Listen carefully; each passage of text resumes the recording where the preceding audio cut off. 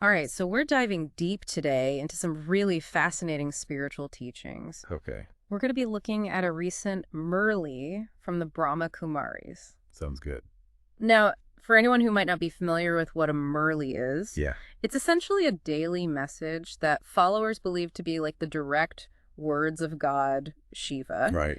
It's a pretty core part of their whole belief system, Yeah. you know? Yeah, for sure. So this particular Murli we're looking at today, it's all about spiritual growth. Mm-hmm. It's about reaching a state of purity and kind of navigating the world, Right. which can feel, pretty chaotic at times. Absolutely. And this Murli starts right off the bat with this really powerful analogy about how we connect with the divine. Yeah, it's a striking analogy. Okay. The Murli suggests that just as our souls have these physical bodies as their thrones, Okay.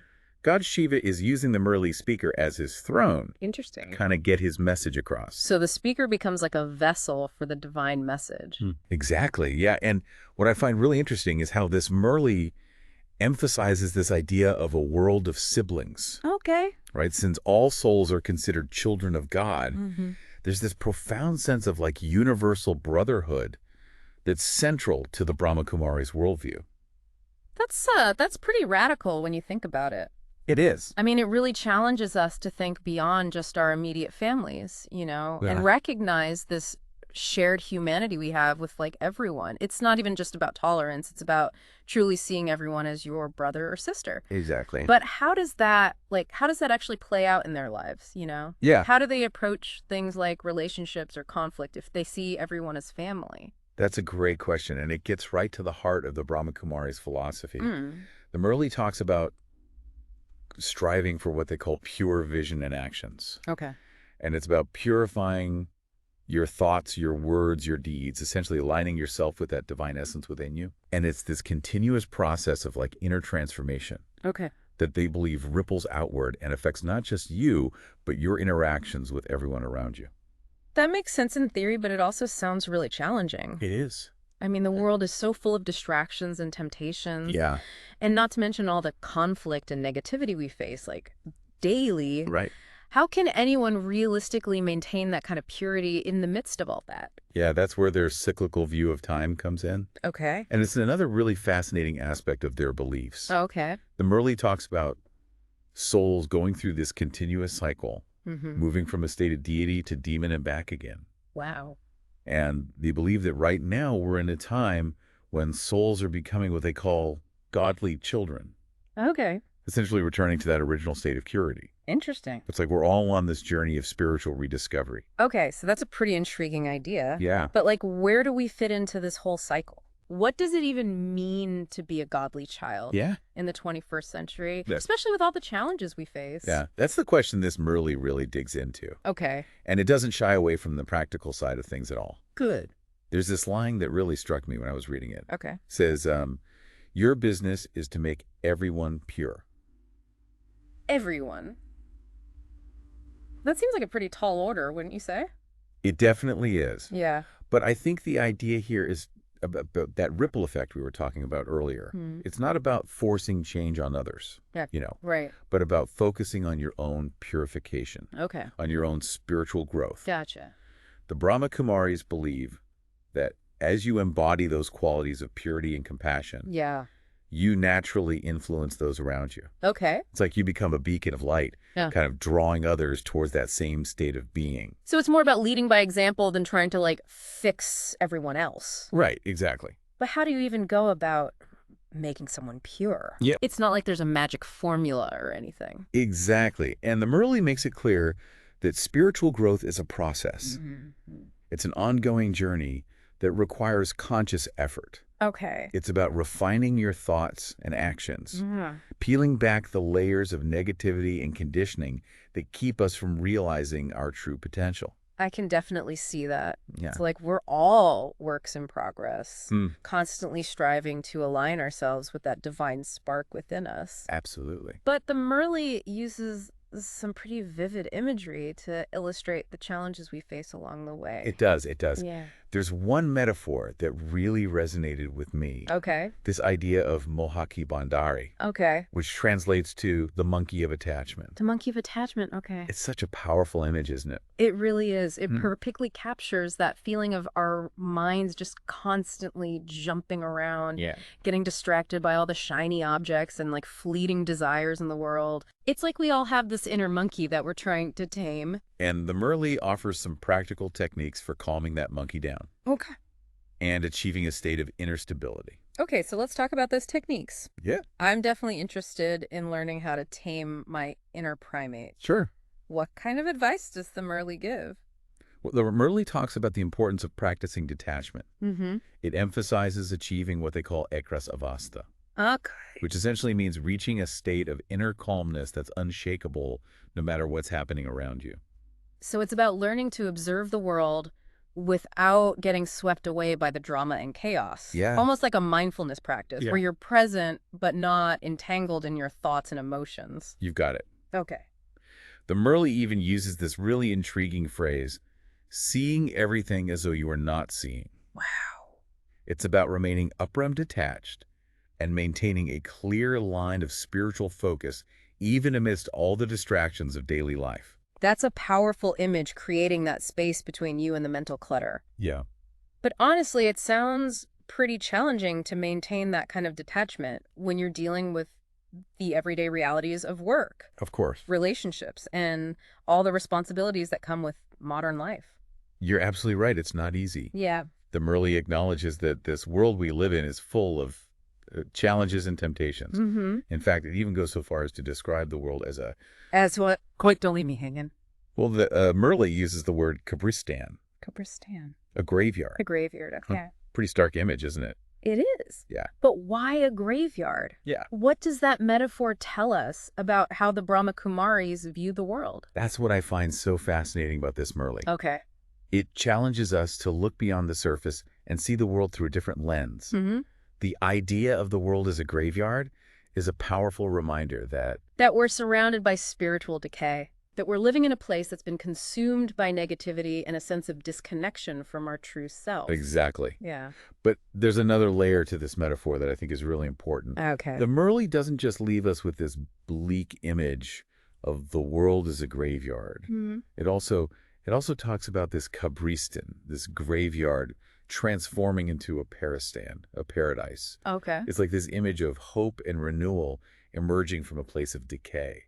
That's a beautiful thought, but I have to admit, it's a little hard to wrap my head around, Sure. if the world is like a graveyard, how do we even begin to shift things in that direction? Yeah. What does that transformation actually look like? That's where it gets really interesting. The Oops. Merli suggests that this transformation starts within each of us. Okay. It's about cultivating those qualities of a godly child that we were talking about earlier. Right. The purity, the detachment, the unwavering focus on the divine. Okay. It's about recognizing that the real change begins with our own inner transformation. So it's not about trying to fix the world out there, Right. but about shifting our own internal landscape first. Precisely. Okay. You might be thinking, Right. well, if it's all about individual change, Mm-hmm. how does that translate to a global transformation? Right.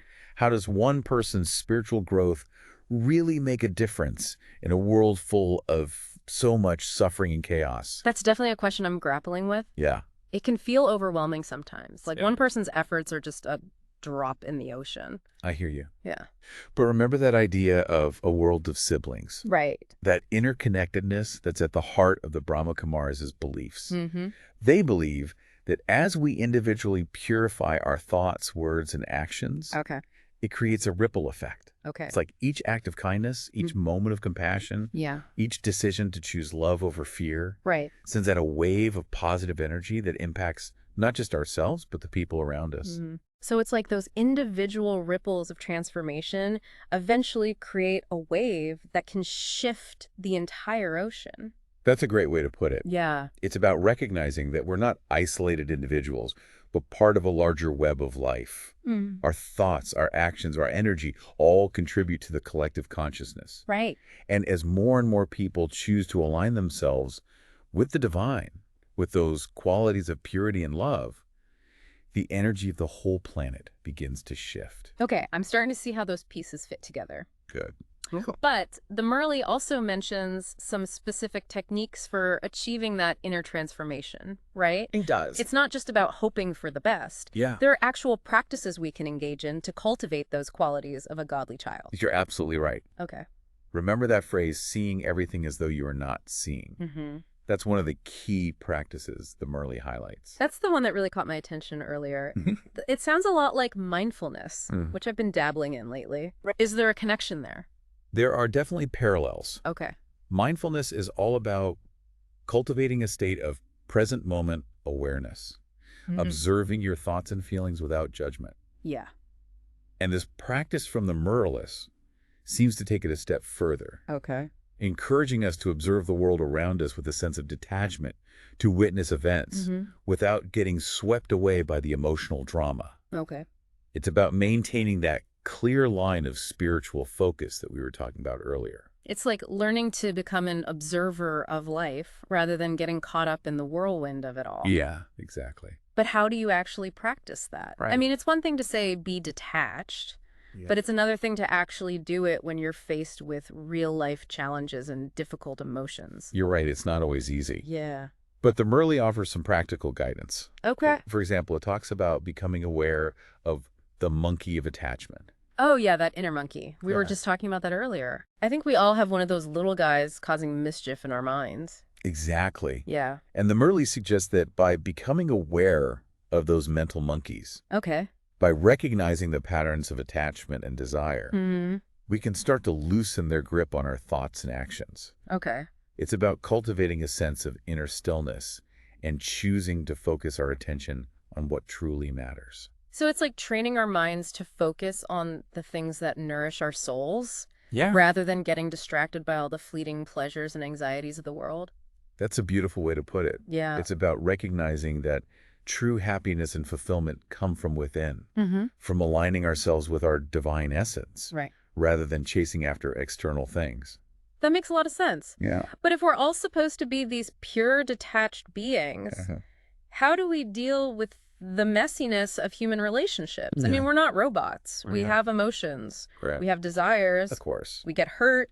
We make mistakes. How does the Murley address that very human part of our experience? That's such an important question. Yeah. And it's something the Murley doesn't shy away from. Okay, good. Remember, it calls the current world a cabriston, a graveyard, Right. acknowledging the pain, the suffering, the imperfections that exist all around us. So it's not about pretending those things don't exist Right. or trying to force ourselves into some unrealistic ideal of perfection. Exactly. Okay. It's about approaching those challenges with a different mindset, with a heart filled with compassion and understanding.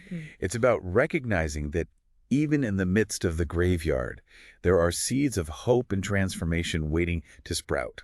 Okay. I'm really intrigued by this idea. Good. But how do we actually cultivate that kind of compassion and understanding, especially when we're dealing with people who might be causing us pain or behaving in ways that trigger our own negativity? That's where the practice of Swadarsan Chakratari comes in. Swadarsan Chakratari. Okay. It's a term that essentially means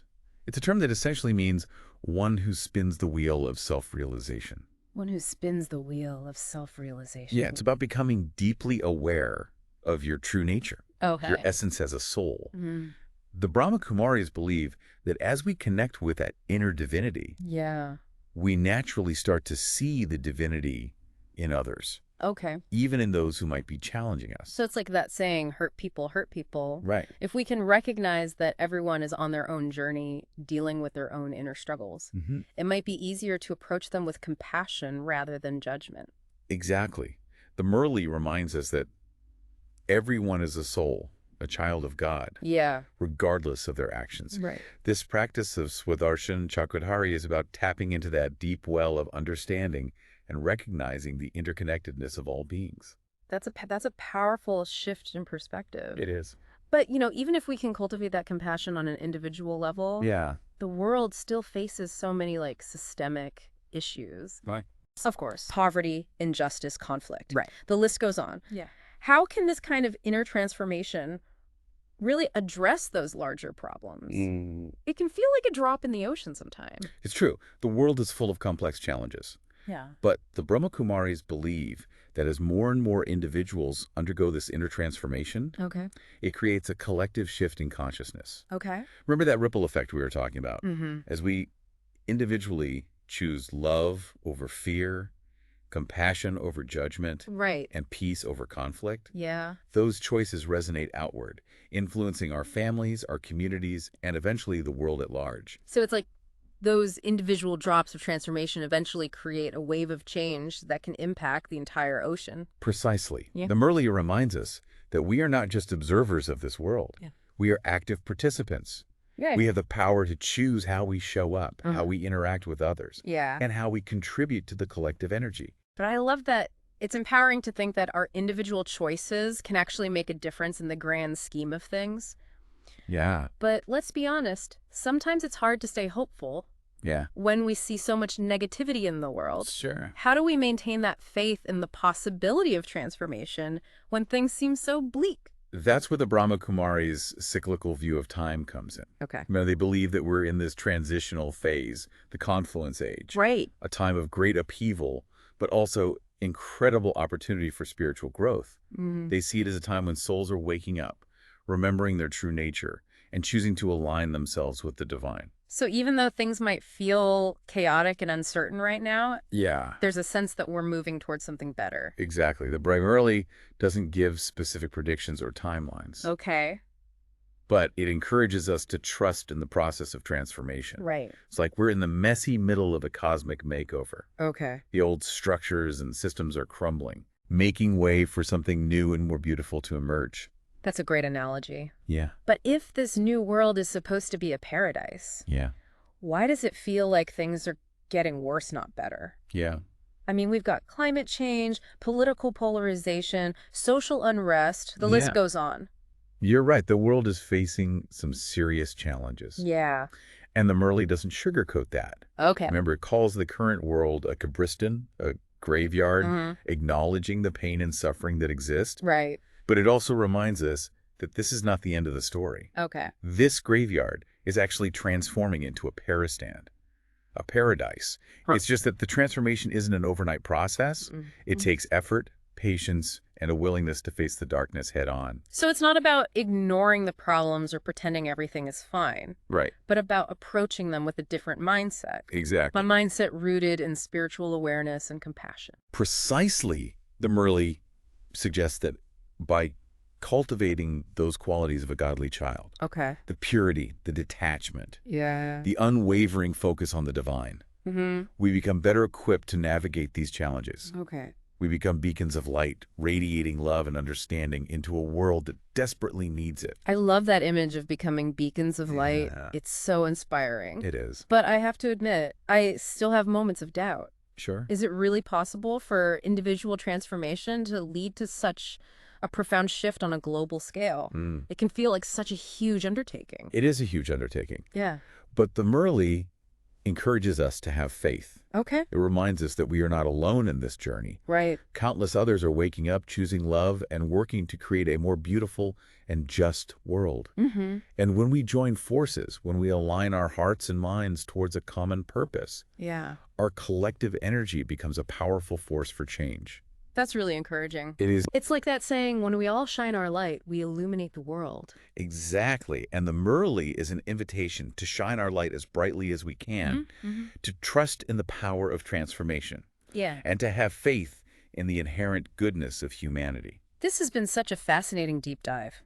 It has. Thank you for sharing your insights and helping me understand these teachings on a deeper level. It's been my pleasure. Yeah, The wisdom in this Murli is truly profound. it is. And I'm always amazed by how much there is to discover within these teachings. And for our listeners out there, if this conversation has piqued your interest, Yeah. I encourage you to seek out more Brahma Kumaris teachings Right. and explore these ideas for yourself. Absolutely. There's a whole world of spiritual wisdom waiting to be discovered.